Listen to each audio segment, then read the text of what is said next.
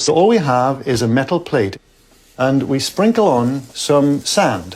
What you see here is completely formless. In other words, there's no pattern at all. Then we take a violin bow, and we're going to play the plate with the violin bow.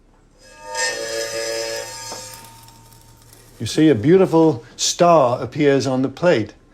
Now, that pattern that forms is basically the sound made visible, and it's kind of magic. And now what happens when we make this plate vibrate from an electronic piano.